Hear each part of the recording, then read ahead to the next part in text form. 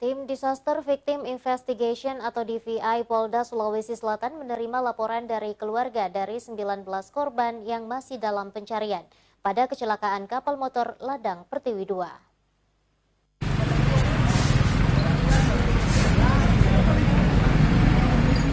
Hari kelima pencarian korban kapal motor Ladang Pertiwi II, Tim Disaster Victim Investigation atau DVI Polda Sulsel menerima laporan dari keluarga yang belum ditemukan. Korban kapal motor Ladang Pertiwi II bernama Salvia yang merupakan salah satu dari 19 korban yang belum ditemukan. Korban bertolak ke Makassar dari Pulau Pamalikang untuk mengantar sang cucu. Namun nahasnya pada saat kembali ke pulau tempat mereka tinggal, kapal yang dia tumpangi hilang kontak pada tanggal 26 Mei 2022 lalu. Kan ibu saya belum ditemukan, sudah berapa hari ini kan sebagian khawatir juga, karena sudah berapa malam dia di laut dan didapat. Jadi itu yang kami melapor supaya pencarian Basarnas bisa dilanjutkan beberapa hari kemudian toh.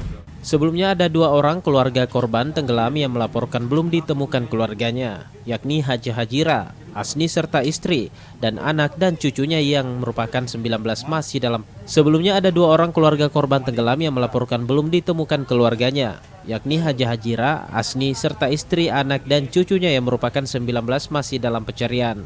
Rusmawan Dirara, Sulawesi TV.